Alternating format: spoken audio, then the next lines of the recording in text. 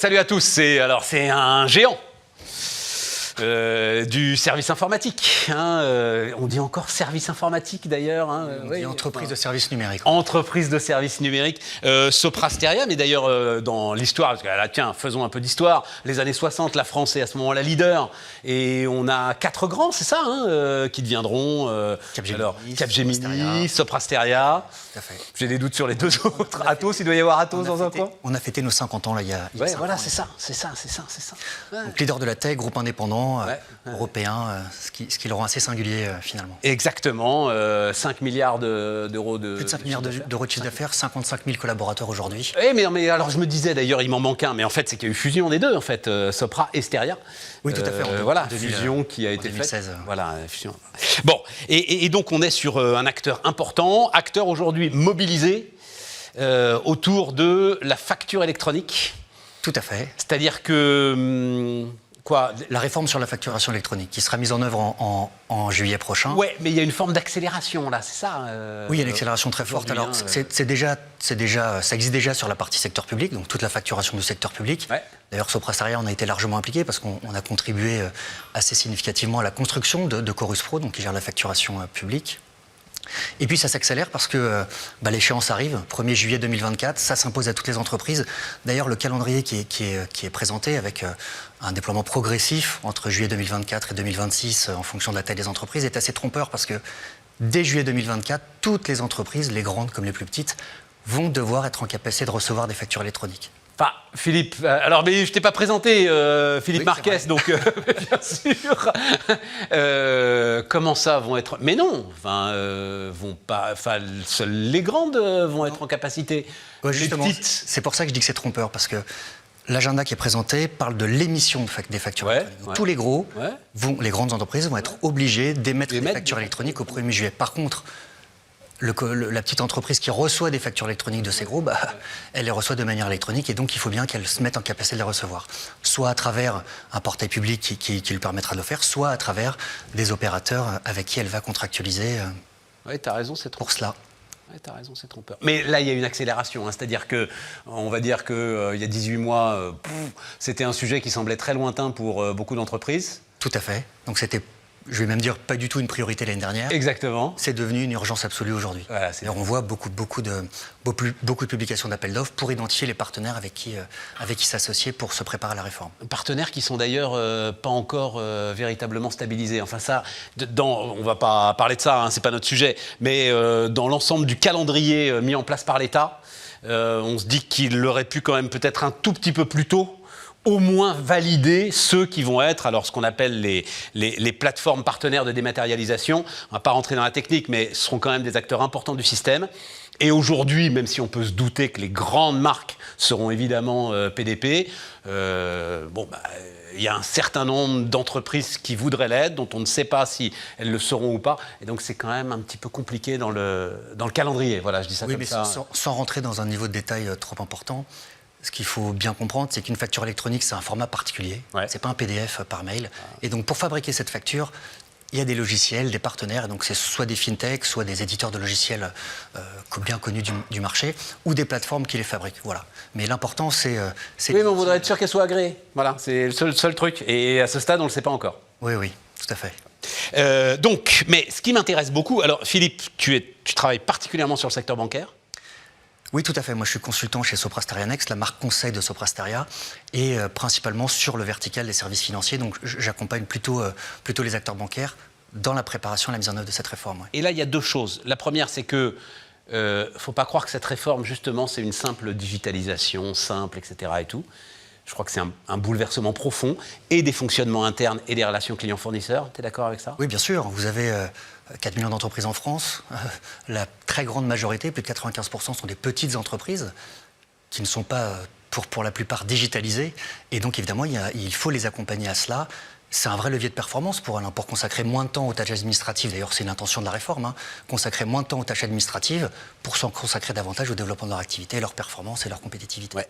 Et tu penses que les banques ont une occasion à saisir ? Raconte-moi un petit peu. Il y a un vrai sujet de confiance. C'est-à-dire qu'aujourd'hui, moi, petite entreprise ou entreprise, je considère que les plus petites ou les PME, les TPE sont peut-être les moins préparées. Les grandes sont déjà engagées dans la dématérialisation totalement. Elles sont totalement dans le bleu. Voilà, mais ces petites entreprises, face à la réforme, elles sont un peu, si elles ne sont pas outillées, elles ne savent pas très bien comment l'appréhender. Donc évidemment, les banques, en tant que partenaires de confiance, qui gèrent déjà des données bancaires, des clients, si elles sont capables de développer des offres qui leur permettent de gérer leurs factures, qui dit facture dit paiement, qui dit paiement dit on peut avoir des prévisionnels de trésorerie, être capable de fournir des services qui permettent, entre guillemets, de soulager l'entreprise dans ses finances.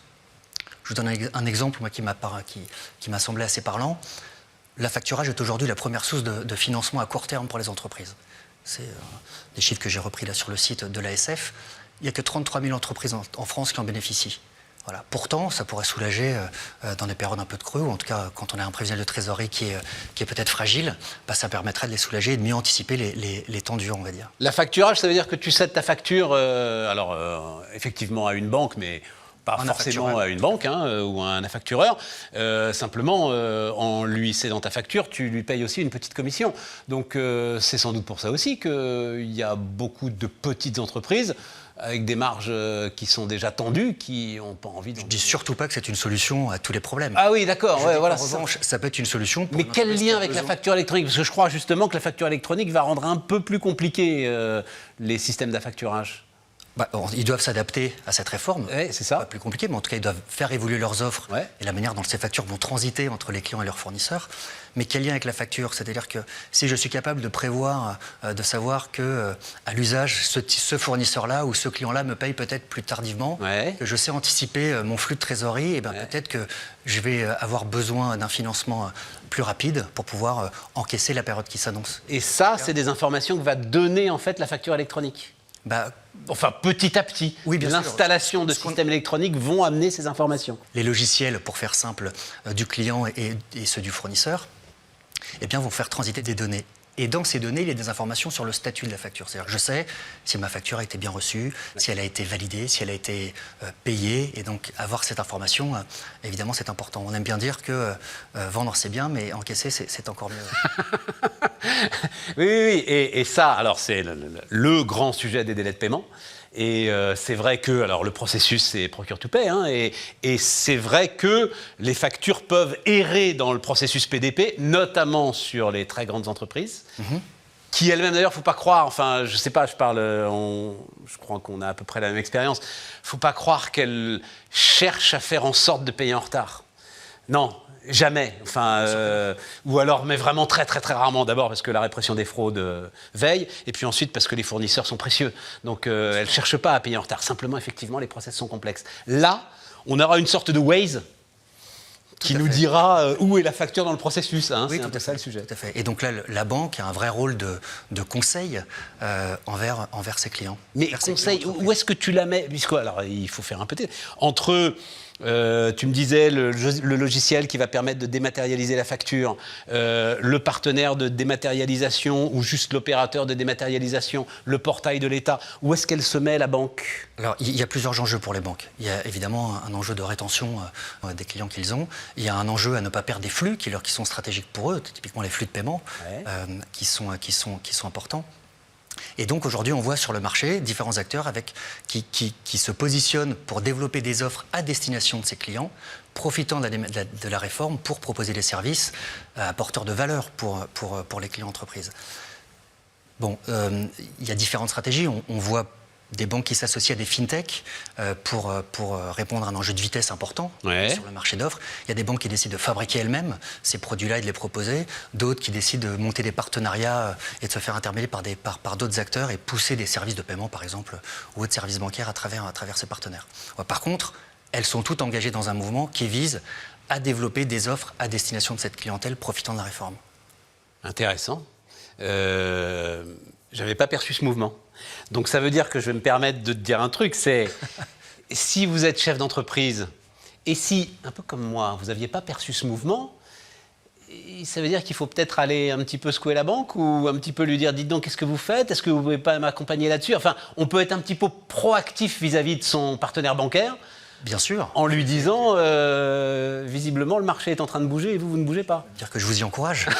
Et voilà, c'est ça. Et vous, Sopra Steria, vous êtes là en accompagnement de l'ensemble des acteurs qui sont mobilisés sur cet enjeu de facturation électronique. Oui, sur l'ensemble du processus, c'est-à-dire en amont sur les impacts plutôt métiers sur les processus d'achat et de vente, par exemple, et puis sur les impacts IT, parce que raccorder son système d'information à une plateforme ou à d'autres outils, évidemment, ça a des impacts, et donc on les accompagne.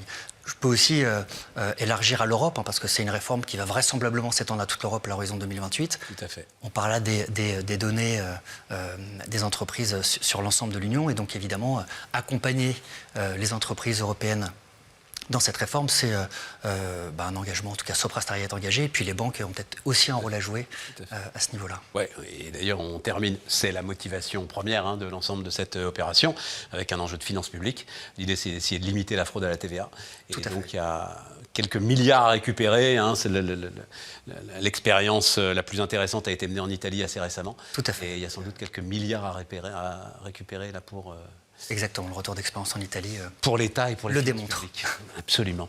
Merci Philippe, merci beaucoup pour tout ça. Philippe Marquez, donc Sopra Steria, qui vous accompagne, nous accompagne sur ce gros chantier. L'équivalent, c'est quand même la retenue à la source de l'impôt sur le revenu. Vous vous en souvenez ? Les enjeux sont à peu près les mêmes et les transformations sont sans doute aussi à peu près les mêmes.